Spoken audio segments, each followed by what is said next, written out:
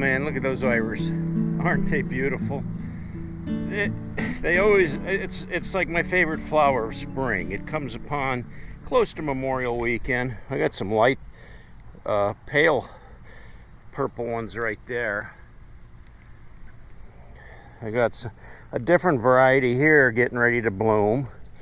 They'll probably be bloomed by Memorial Weekend. And then I've got these Japanese iris that are just starting to bloom.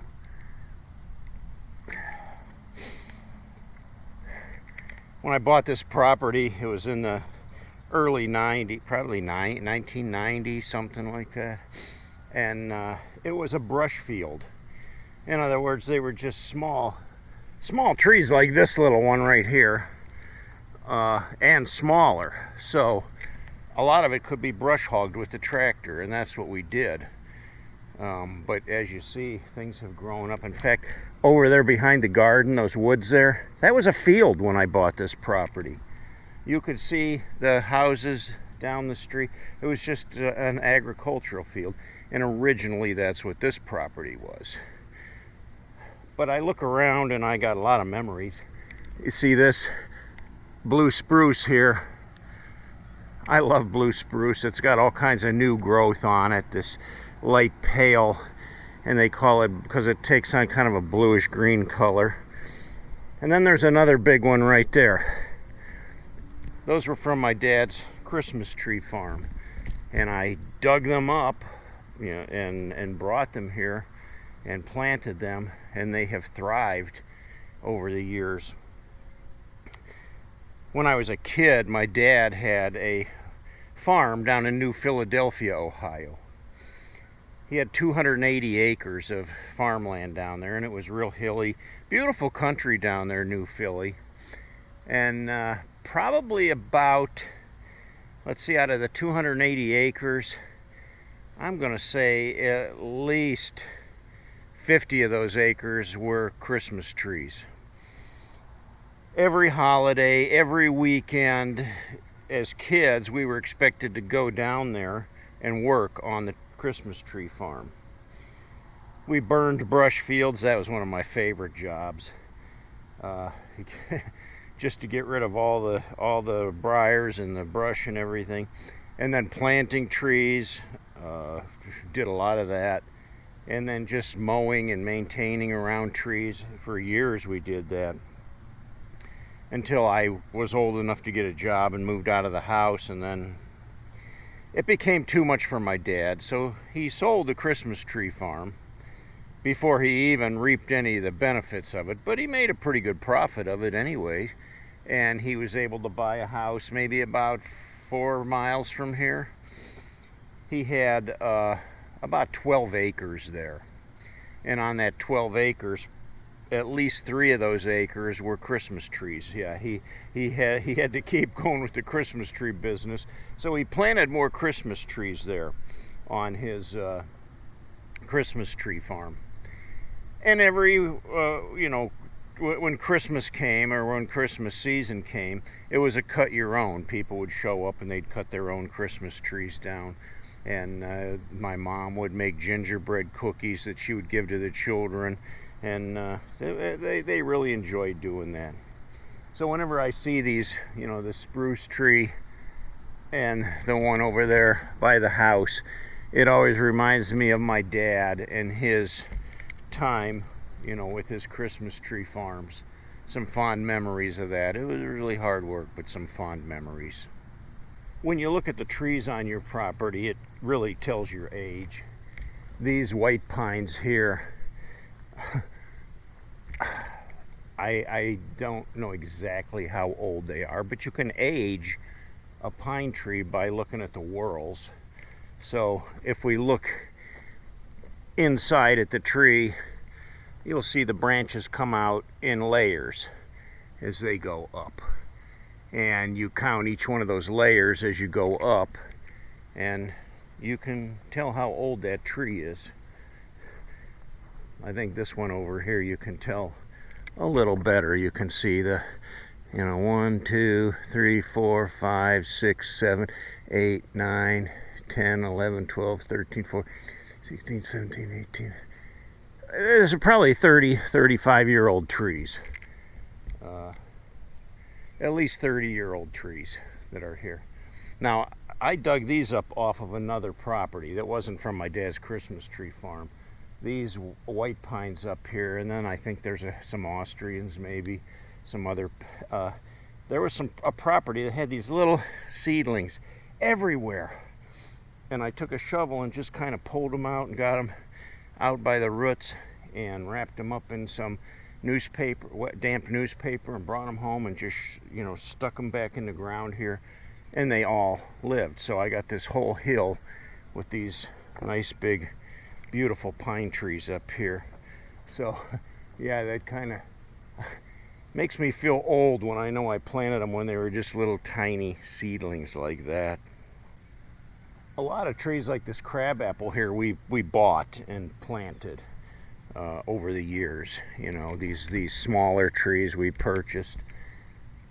But like this tulip poplar, it was here on the original property. And there was a number of trees that we saved that we didn't brush hog. We tied ribbons around them so we wouldn't cut them down. And this was it was a fine looking specimen, so we saved it, and it was just a sapling at the time. And now it's a beautiful shade tree. This Norway spruce here is my wife's favorite. It kind of hangs like a umbrella, the branches, and it's a beautiful tree. It's got these big pine cones on it, and just a nice vivid new growth on it, and the big droopy branches. We can kind of look out our dining room window here and see this beauty. This is a wisteria vine, and I planted that just from a little shoot, and it took off. And these things are very aggressive, but it took over an old ash tree. Now the emerald ash borer killed the tree, and yeah, if you'll look at the tree, you can see the hieroglyphics on there.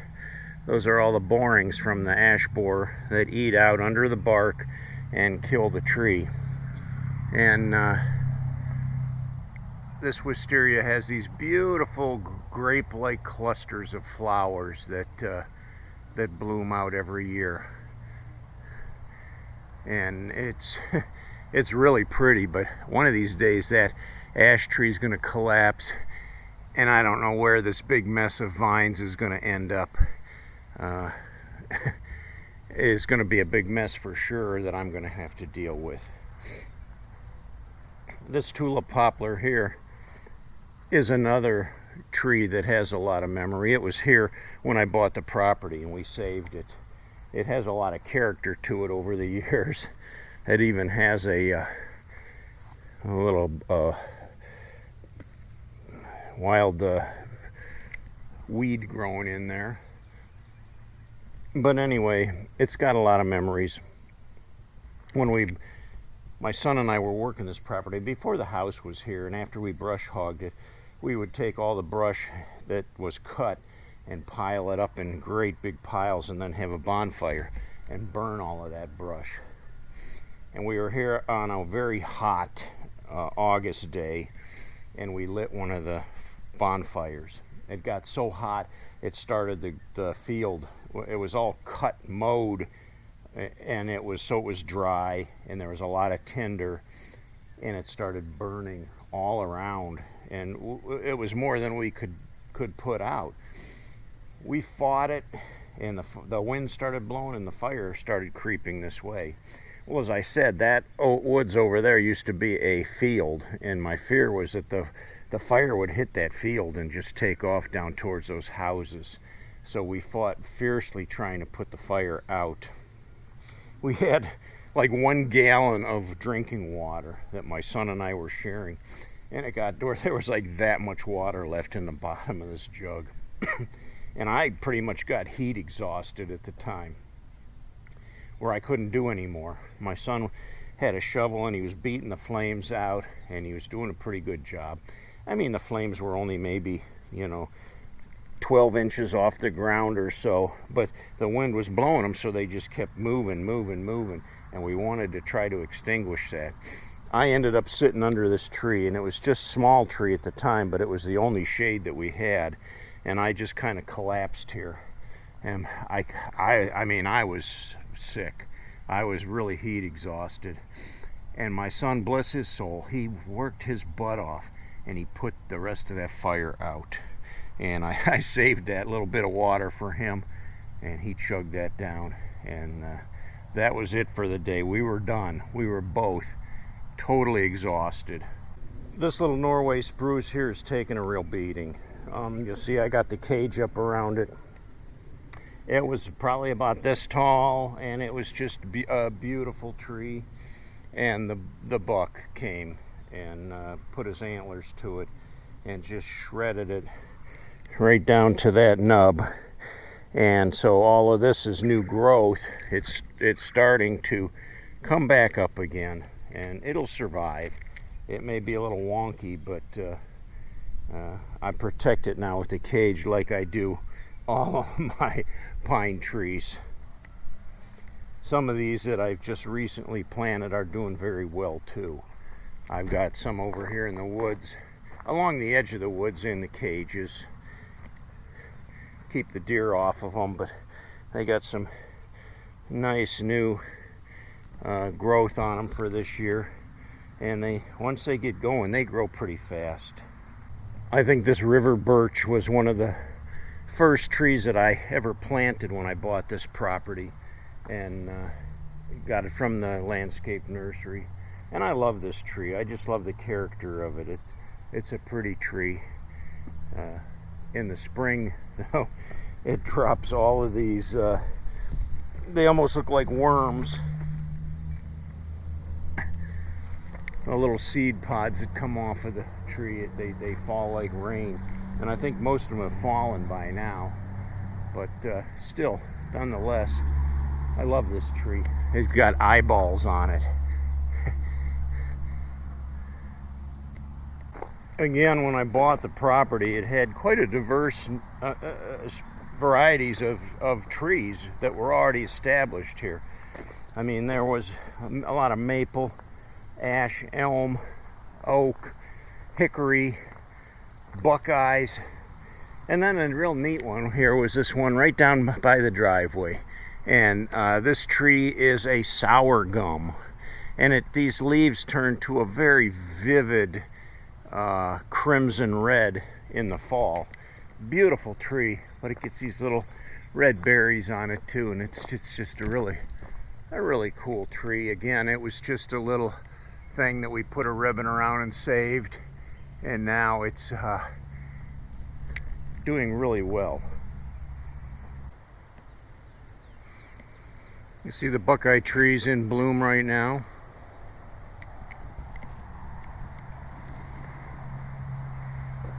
I got a lot of dead trees down this way along the driveway, a lot of ash kill. There was a lot of beautiful ash trees down in this area.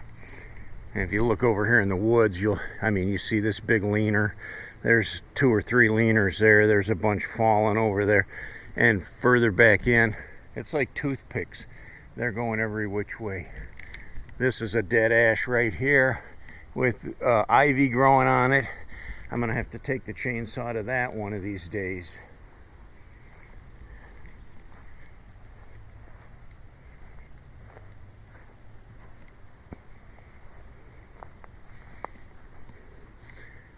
This is another big, large dead ash tree, and you'll see the hollow thing in there.